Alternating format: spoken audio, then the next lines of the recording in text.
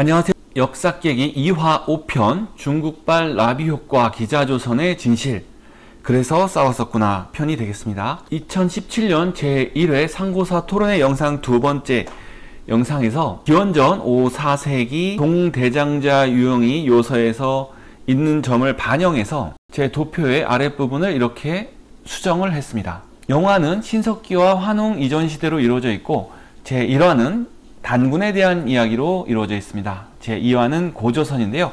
2화 5편으로 일단락이 될 것 같습니다. 기자조선의 한계라고 제목을 지어봤고요. 이 기자조선도 제가 그린 도표, 동북아 문화 흐름에 따라서 보면 쉽게 파악할 수가 있습니다. 기자라는 사람은 기본적으로 생물년이 미상이지만 상나라 주왕시대의 사람이에요. 마지막 왕시대 사람이죠. 주왕이 기원전 11세기 사람이기 때문에 기자도 기원전 11세기 사람으로 판단을 하고 있습니다. 그런데 많은 분들이 아시다시피 요령의 비파형 동검의 발견이 10세기입니다. 그래서 이거를 연결 지을 수도 있다라고 생각해 볼 수가 있는데요. 기본적으로 화북은 유병식 동검이었습니다. 그리고 오로도스를 포함한 고 몽골 쪽은 공병식 동검, 그리고 요령 쪽에서 비파형 동검에서 만주와 남한으로 이어졌죠. 기자가 청동기 기술을 가져와서 전파를 했을까? 라고 생각이 들 수도 있겠지만 조금만 자세히 보면 전혀 아닙니다. 이 청동기는 기원전 20세기, 그러니까 2000년경에 시작해서 쭉 흘러왔습니다. 공병식, 유병식 동검과 달리 요령식 동검은 중국 요령지방에 주로 분포되어 있기 때문에 붙여진 명칭이고요. 만주식 동검, 부여식 동검, 비파형 동검 등으로 부르기도 합니다. 정치체를 설명을 할 때는 사실상 이 동검보다 더 우세한 지표 유물이 톡입니다. 이 톡이가 유화강을 넘지를 않았어요. 지금 지도에서 보시면 미송리식 톡이나 이 고인돌들이죠. 고인돌들이 여기를 넘지를 못했습니다. 노동 쪽의 문화권이라는 거죠. 서쪽의 세력이 이 비파형 동검을 보냈다고 가정을 한다 하더라도, 물론 그 가정도 틀렸습니다. 하지만 그 가정을 한다 하더라도 노동 동쪽에 이런 기본적인 생활 문화 양식을 바꾸지를 않았다는 거죠. 청동검은 예식용으로 알려져 있어요. 전투용이 아닙니다. 그냥 물건을 넘긴 거지 이거를 침략을 했거나 정복을 했거나 이렇게 이야기를 하지 않고 있습니다. 결론적으로 이 청동 기술은 만주나 요동 한반도 등지에 이미 있었고, 혹시나 비파형 동검이 요소 지역에서 왔다 하더라도 100% 가정으로 그렇게 왔다 하더라도 이것은 문화의 이동이지 무언가 정복이라거나 지배라거나 이런 거는 생각할 수 없다는 게 고고학계의 설명입니다. 기자는 8조법으로 고조선을 교화했을까? 반고의 한서 지리지나 진수의 삼국지 등의 이런 내용이 나오고 있습니다. 중국 24사라고 있는데요. 24개의 역사서입니다. 사기, 한서, 후한서, 삼국지, 진서 이런 순서대로 되어 있는데, 여기서 제가 옛날에 말씀드렸던 게 언제를 기술했냐는 순서로 정해져 있지만 정작 이 책은 언제 썼냐에 있어서 후한이 먼저 있었던 시기지만 후한서는 늦게 써졌습니다. 후한 시대보다 삼국 시대가 뒤의 시대지만 진수의 삼국지는 범협의 후한서보다 먼저 쓰여졌습니다. 사기에는 조선열전, 한서에는 조선전, 삼국지에는 동의전, 후한서에는 동의열전 이렇게 나옵니다. 사기의 조선열전은 제가 역사깨기 2화 3편에서 내용을 다뤘었습니다. 먼저 반고의 전한서를 보면은 팔교지교라고 해서 이런 내용들이 나옵니다. 고조선 사회의 법률이며 8조 법금이라고도 하며, 저는 어렸을 때 8조 금법이라고 배운 것 같은데 아무튼 8조 법금인가 봅니다. 3조왕이 전해진다. 사람을 죽인 자는 즉시 사형에 처한다. 남에게 상해를 입힌 자는 곡물로 배상한다.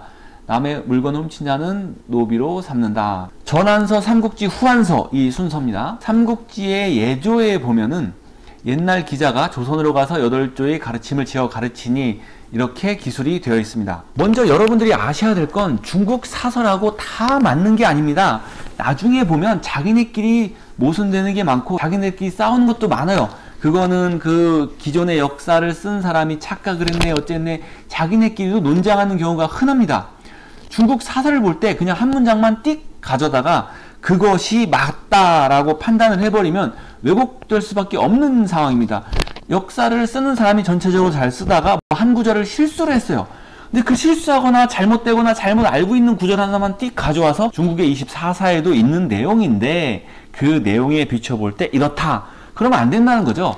그 문장만 보는 게 아니라 전체적인 흐름과 또 당연히 유물 유적을 통한 확인이 꼭 필요하고 화사의 전체적인 흐름이나 유물 유적 과학 입증이 어긋나면 아 이거 주관적으로 썼구나 잘못 썼구나 실수했구나 라고 판단을 해야 된다는 거죠. 한서 지리지에 나온 8조 금법에 대해서는 이런 비평이 있습니다. 사망의 절도죄의 법금에서 속죄하고자 하는 자는 50만 전을 내야 한다 라는 항목이 있는데 50만 전은 중국 한나라 때 사형수에 대한 속전법과 같다. 즉 이 책을 썼던 당시가 중국 한나라 때라는 거죠.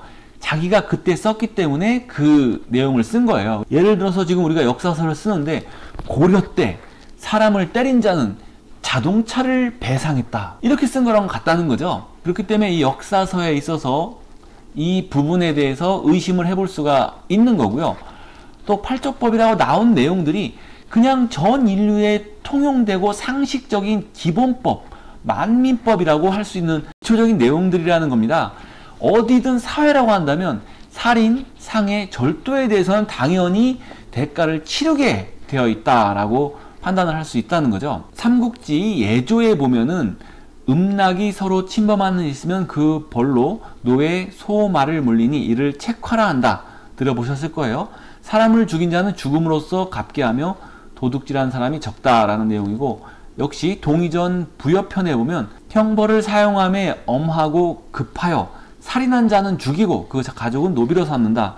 도둑질한 자는 12배로 갚으며 남녀가 음탕하거나 부인이 투기하면 이를 모두 죽인다. 이거를 일책 12법이라고 배운 것 같은데 아무튼 이런 법들은 상식적이라는 거예요. 사회가 있다면 당연히 있을 수밖에 없는 그런 수준의 법이라는 거죠. 그거를 갖다가 기자가 와서 알려줬다. 이거는 상식적으로 말이 안 된다는 겁니다. 고대 조선 지역 사람들이 완전히 미개한 사람이라는 얘기죠. 그 정도 상식이 없는 그런 수준으로 돼버리는 겁니다. 그리고 또 그거를 반박하는 게 더 교화를 시킨 게 아니라 기원전 10세기 이후 청동기가 활성화되면서 전쟁의 시대라고 불립니다. 영상한국사 17편 청동기는 전쟁의 시대였다.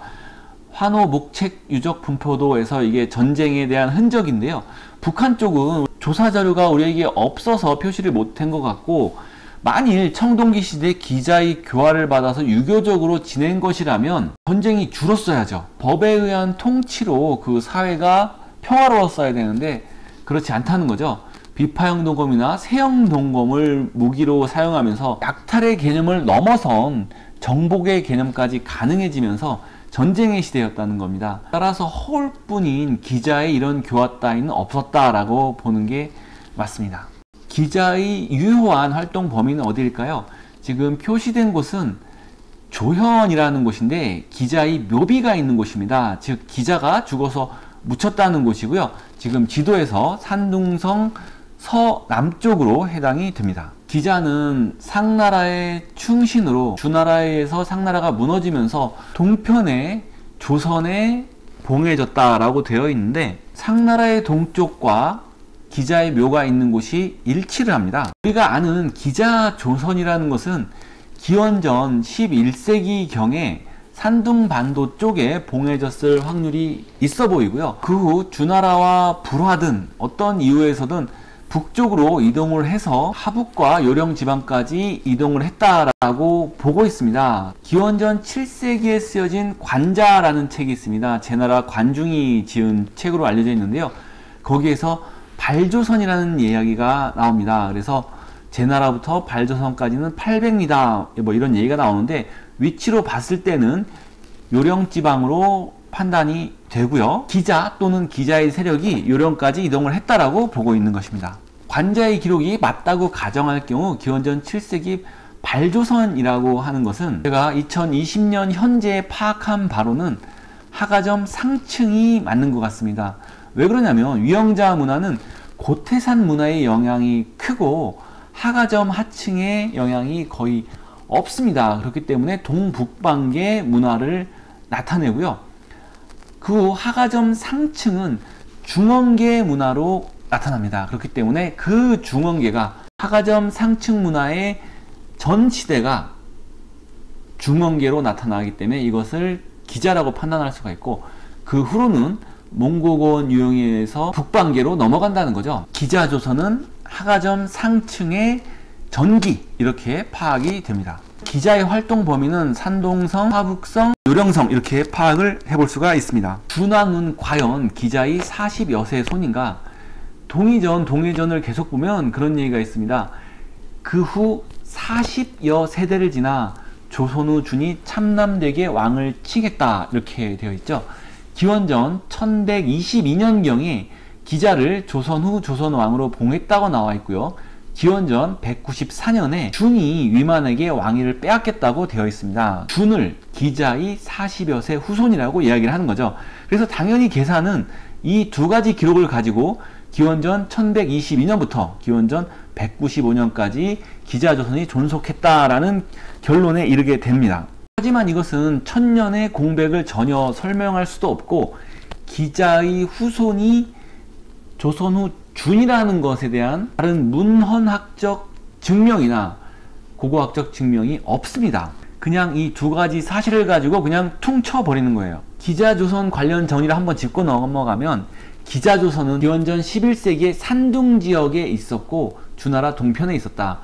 기원전 7세기 관자의 발조선은 초기 하가점 상층 문화가 유력하며, 이들은 고몽골고원 유목민 세력인 산융에 의해서 와야 된다, 거의 없어져 버린다는 거죠.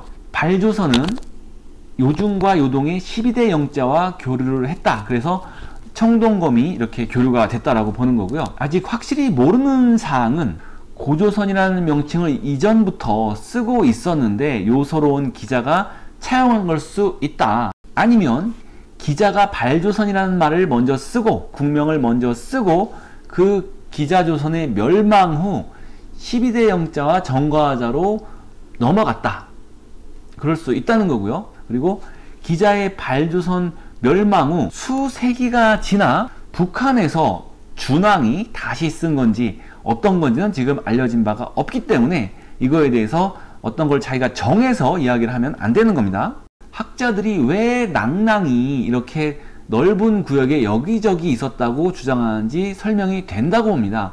결국 낭낭의 위치를 주장한다는 건 고조선의 위치를 주장한다는 거고요. 제가 설명드린 대로 기원전 11세기부터 산융에 멸망당하기까지 산동, 화북, 요서 지역에 기자조선이 있었고, 고조선은 그 시작을 알 수가 없지만 요중, 요동, 그리고 북한 지역에 이르기까지 고조선이 있었기 때문에 여기저기서 고조선의 흔적이 발견이 되는 거예요. 산둥성이나 화북성에서 고조선이 발견되면 그걸 기자조선으로 봐야 되는데 고조선으로 판단을 하는 겁니다. 그렇기 때문에 거기에 고조선이 있었고 거기를 지배당했기 때문에 거기가 낭낭이다 라고 주장을 한다는 거죠. 조선의 유물 유적이 기자조선인지 고조선인지 분간을 해야 된다는 겁니다. 앞에서도 말씀드렸지만 분명히 아셔야 되는 건 기자조선과 고조선이 교류를 했을지언정 어디가 어디를 지배하고 통치하고 이랬다는 것은 고고학적으로 전혀 아니라는 거죠. 그리고 또 웃긴 게 기자가 공자 같은 성인이래요. 그런 성인이 무력으로 지배를 한다는 것 또한 앞뒤가 안 맞는 얘기죠. 기자조선이 없다는 게 아닙니다. 우리나라에서 기자조선 자체를 부정하는 게 아니라 기자조선은 우리의 역사 밖에 있고 영향을 조금 줬을 수 있다. 한반도 쪽을 지배했다는 것이 아니라는 겁니다. 기자조선은 최대 요서 서쪽까지 와서 화북문화로 요중, 요동과 교류를 했다고 본다는 거죠. 물론 이 전기 하가점 상층 세력이 기자가 아닌 다른 화북 세력일 수도 있어요.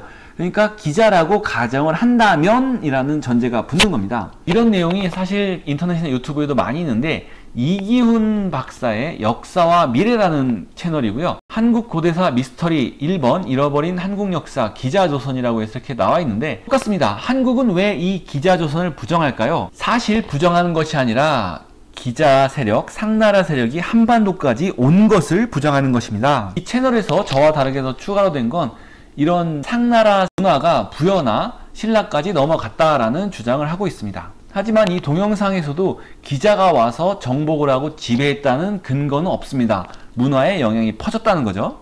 위키백과인지 알았는데 코리아 100이라는 사이트더라고요. 그래서 기자 한국 유교 문명의 기원론에서 쭉 나오는데 역사로 인정받지 못하는 기자, 역시 내용은 똑같습니다. 기원전 10세기형 중국 황하 유역과 고조선이 있는 한반도 북쪽의 이동 거리가 일단 멀다. 그리고 뭐 천천히 왔을 수도 있겠죠, 이거는. 하지만 더 중요한 건 양쪽 지역의 청동기 문화의 유사성이 전혀 없다는 고고학적 견해가 기자조선이 한반도로 오지 못했다는 주장을 뒷받침하고 있다. 역시 내용들은 다 같습니다.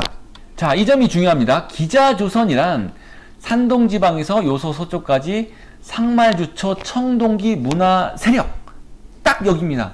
끝입니다.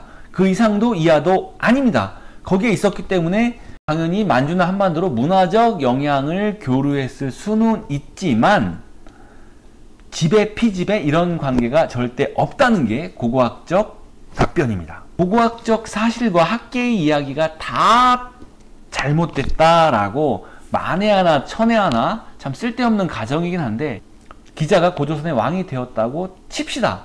그렇다면 고조선은 중국의 나라인가요? 이것도 한번 생각을 해봐야 될 부분입니다. 역사적으로 이런 게 생각보다 꽤 많습니다. 주나라의 시조 기라는 사람은 동이 출신이라고 합니다. 그러면 주나라가 서융의 나라가 아니라 동이의 나라인가요? 어떤 사람은 진시황도 동이족이라고 합니다. 그건 제가 발견하지는 못했는데요. 만일 그렇다고 하면 진시황의 진나라도 동이족의 나라입니까? 김수로나 김할지는 흉노족이라고 합니다. 그러면 신라는 흉노의 나라입니까? 이런 말 많이 쓰죠. 그런데 진짜 신라가 흉노의 나라입니까? 일본 천황의 시조가 백제계라는 이야기가 있죠. 그렇다면 일본은 백제인가요? 고운 유명합니다. 북연의 고운, 북연을 세운 고운이 고구려 사람이니 북연은 고구려의 후예다, 이렇게 봐야 되는 건가요?